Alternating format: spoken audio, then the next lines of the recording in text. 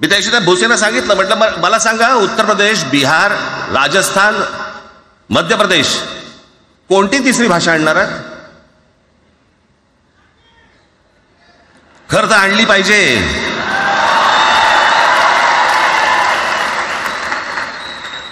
गंमत बघा, हिंदी भाषिक राज्य आहेत ती आर्थिकदृष्ट्या मागास, आणि हिंदी न बोलणारी जी राज्य आहेत ती आर्थिकदृष्ट्या प्रगत, आणि वर आम्ही हिंदी शिकायचं. यांना हिंदीतून राज्य नाही सांभाळता आली, यांना राज्यांचा विकास नाही करता आला.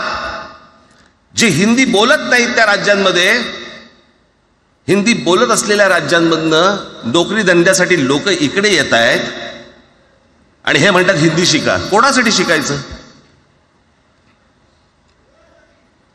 5वी नंतर काय हिंदी चित्रपट सृष्टीमध्ये जाणार आहेत पोरगा? कोणासाठी शिकायचं? हिंदी भाषेबद्दल मला वाईट नाही वाटत, भाषा कोणतीही श्रेष्ठच असते, उत्तमच असते. मग ती मराठी असेल, गुजराती असेल, तामिळ असेल, पंजाबी असेल, बंगाली असेल, हिंदी असेल, अजून कुठचीही असेल. एक भाषा उभी करायला खूप प्रचंड तपश्चर्या लागते, खूप लोकांची मेहनत असते. एक लिपी उभी करायला खूप प्रचंड ताकद लागते.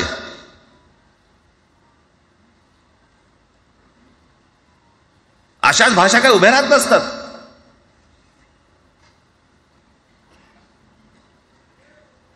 आणि या भाषेचं नवीन कुठून आणलं? त्याशी ते अमित शहा म्हणाले, ज्याला इंग्रजी येतं त्याला पुढे म्हणे लाज वाटेल, म्हणे मला इंग्रजी येतं. अरे तुम्हाला नाही येत?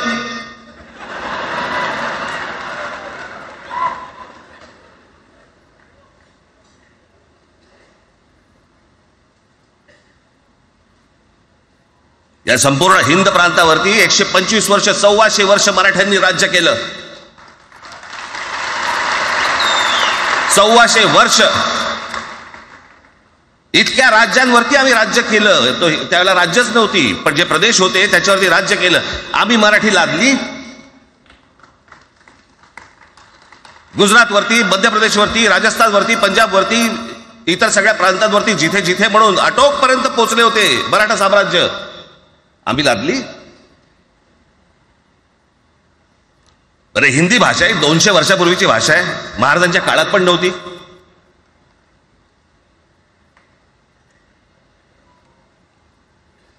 कशासाठी आणि कोणासाठी आणि काय करायचे नेमकं?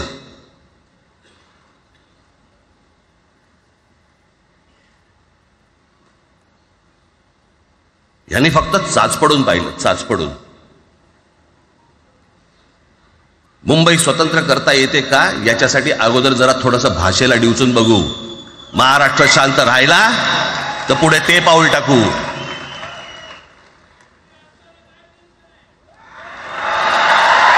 कोणाची माय व्हॅली आहे त्यांनी महाराष्ट्राला हात घालून दाखवावा, मुंबईला हात घालून दाखवावा.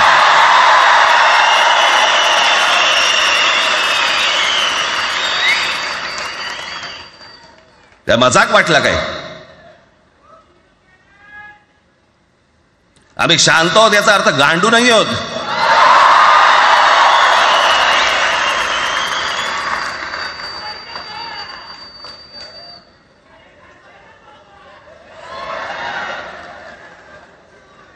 काही अंगावरती लादायचा प्रयत्न करतात. आणि मग आता माघार घेतली ना, मग माघार घेतली त्याचं काय करायचं? मग वेगळ्या ठिकाणी वळवा सगळं प्रकरण, वेगळ्या ठिकाणी. म्हणजे कुठे? ठाकरेंची मुलं इंग्रजी मीडियम मध्ये शिकली, बरं मग पुढे? म्हणजे दादा भुसे मराठी मीडियम मध्ये शिकून शिक्षण मंत्री झाले, देवेंद्र फडणवीस इंग्रजी मीडियम मध्ये शिकून मुख्यमंत्री झाले. कुठे काय शिकले याचा काय संबंध?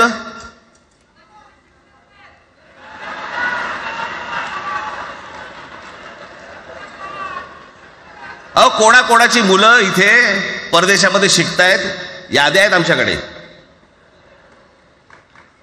त्याचं काय करणार आहात तुम्ही? आणि त्याच्यातल्या त्याच्यात मंत्रिमंडळातल्या एक एक मंत्र्याचं हिंदी आहे का? फेफरं येईल, फेफरं.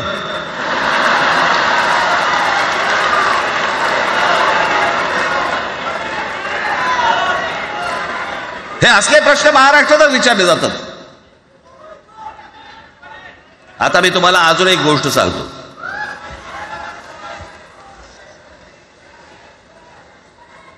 आम्ही मराठी मीडियम मध्ये शिकलो, हो शिकलो. आमची मुलं इंग्रजी मीडियम मध्ये शिकली, हो शिकली. मग याच्यावरती तुम्ही प्रश्न काय उपस्थित केला, ह्यांना मराठीचा पुळका कसा, हे इंग्रजी मीडियम मध्ये टाकतात. बरं, माननीय बाळासाहेब ठाकरे आणि माझे वडील श्रीकांत ठाकरे हे इंग्रजी मीडियम मध्ये शिकलेले आहेत. या दोघांवरती तुम्ही मराठीबद्दल शंका घेऊ शकता का?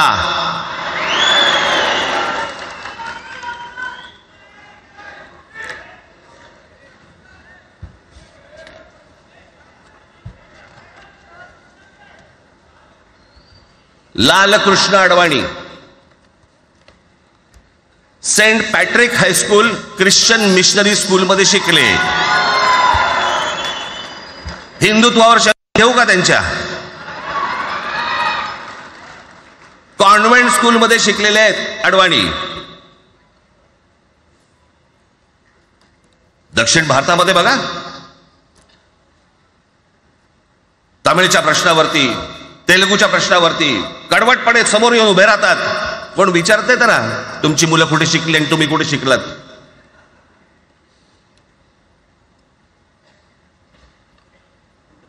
उद्या मी हिब्रू भाषेत शिकीन आणि मराठीपणाचा कडवट अभिमान बाळगीन, काय प्रॉब्लेम आहे?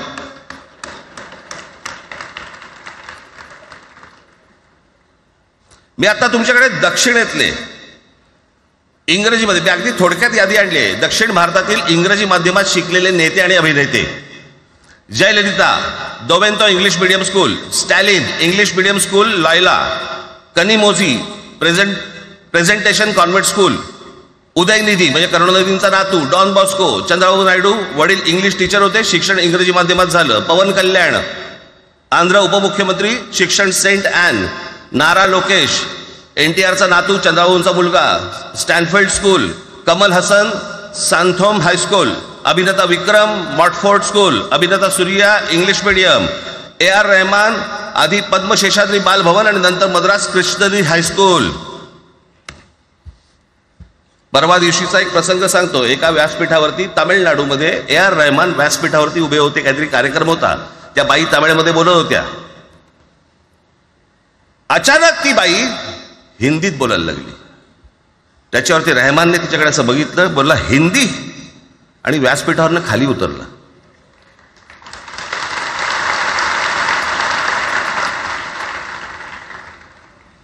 तुमचा कडवटपणा हे तुम्ही शिक्षण कुठे घेतले याच्यावरती नसतो, तो कडवटपणा तुमच्या आतमध्ये असावा लागतो.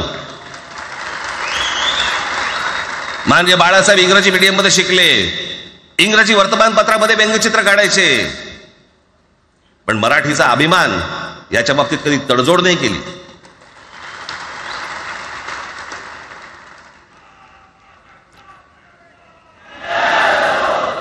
म्हणे एक भाषा म्हणे सगळ्यांनाच बांधून ठेवते. कुठची एक भाषा? आजपर्यंत काय वाकडं झालं? म्हणजे आपल्या संरक्षण खात्यामध्ये घ्या, आपल्या संरक्षण खात्यामध्ये जेवढी रेजिमेंट्स आहेत, मी फक्त तुम्हाला नावं वाचून दाखवतो. मद्रास रेजिमेंट आहे, राजपुताना रायफल्स आहे, राजपूत रेजिमेंट आहे, डोगरा रेजिमेंट आहे, सीख रेजिमेंट आहे, जाट रेजिमेंट आहे, पॅराशूट रेजिमेंट आहे, पंजाब रेजिमेंट आहे, ग्रेनेडियर्स आहेत, सीख लाईट इन्फंट्री आहे, मराठा लाईट इन्फंट्री आहे, गढवाल रायफल्स आहे, कुमाऊ रेजिमेंट आहे, आसाम रेजिमेंट आहे, बिहार रेजिमेंट आहे, महार रेजिमेंट आहे, जम्मू काश्मीर रायफल्स आहे, जम्मू आणि काश्मीर लाईट इन्फंट्री आहे, नागा रेजिमेंट आहे, गोरखा रायफल्स आहे, गोरखा रायफल्स आहे, त्याच्यानंतर तुमचं लडाख स्काउट्स आहे, अरुणाचल स्काउट्स आहे, सिक्कीम स्काउट्स आहे. इतक्या राज्यांच्या आज आपल्या संरक्षण खात्यामध्ये लोक आहेत आणि इतक्या रेजिमेंट्स आहेत. शत्रू दिसला की एकत्र तुटून पडतात ना. भाषेचा प्रश्न येतो कुठे?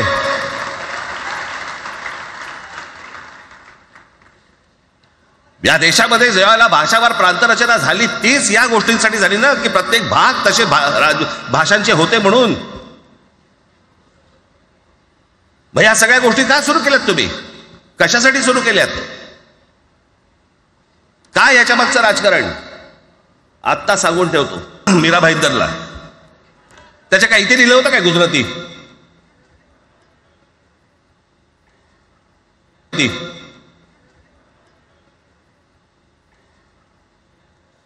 पण एवढंही आपल्याकडे काही जे चॅनलमध्ये, मराठी नाहीत इतर चॅनलमध्ये, हिंदी आणि याच्यात गुजराती माणसाला मारला, कुठच्या गुजराती माणसाला मारला?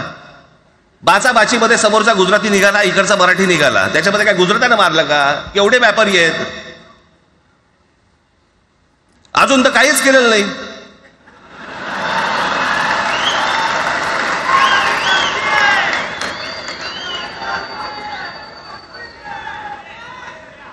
अर्थात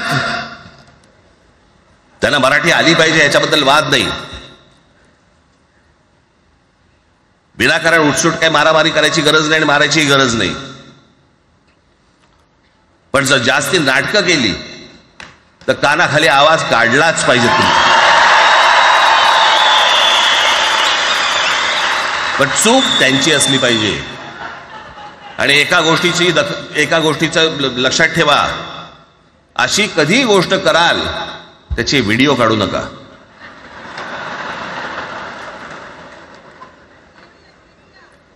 आपल्यामध्येच त्यांना कळलं पाहिजे. कळलं का? मारणारा कधी सांगत नसतो, मार खाणारा सांगत असतो मला मारला म्हणून. त्यांना सांगू देत. पण याचा अर्थ उठसूट कोणालाही उगाच मारायचं काही कारण नाहीये. अनेक लोक आहेत, अनेक गुजराती लोक आहेत, माझ्या अनेक परिचयाचे आहेत. माझे एक मित्र आहेत नयन शाह म्हणून, त्याला मी गुजराती म्हणतो. तुमचा विश्वास बसणार नाही इतकं अप्रतिम मराठी तर बोलतोच, विनोदाचंही अंग आहे. आणि शिवाजी पार्क मैदानामध्ये फिरताना कानाला हेडफोन लावून पु ल देशपांडे ऐकणारा गुजराती आहे.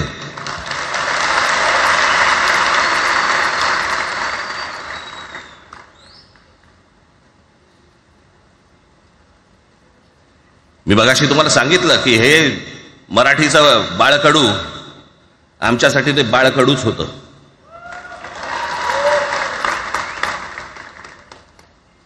मी मागे एक प्रसंग सांगितला होता, आज मुद्दामून तो प्रसंग सांगतो आपल्याला की हे आमच्या धमन्यांमध्ये आलं कुठून. मी एवढा महाराष्ट्रासाठी मराठीसाठी कडवट का झालो. लहानपणापासूनचे अनेक प्रसंग आहेत माननीय बाळासाहेबांबरोबरचे, पण मी एक प्रसंग कधीही विसरणार नाही. आणि तो 1999 सालचा आहे. त्या 1999 साली शिवसेना भारतीय जनता पक्षाची युती सरकार येणार नाही अशी परिस्थिती होती.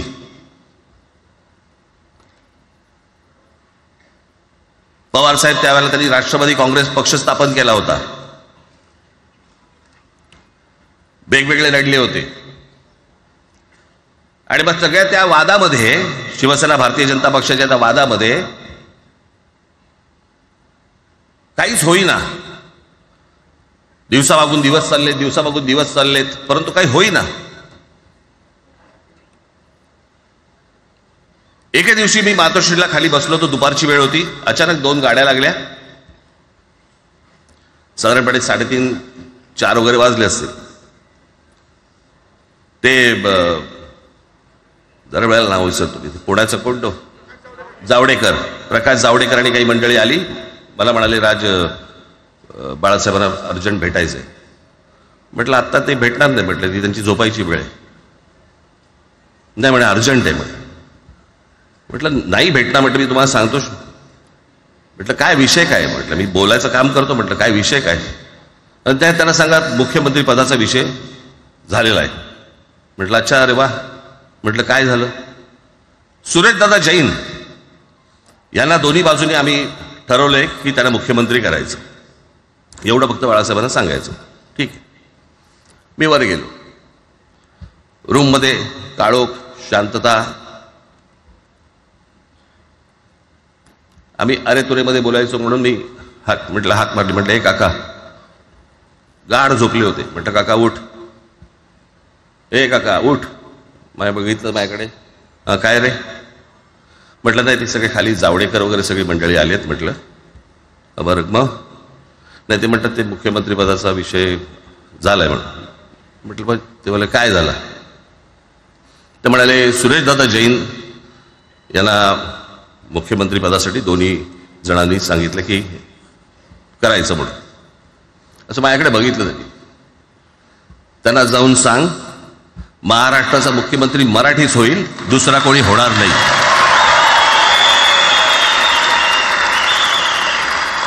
मराठी या एका विषयासाठी मला तिकडे कळलं की या माणसाने सत्तेवर लाथ मारली.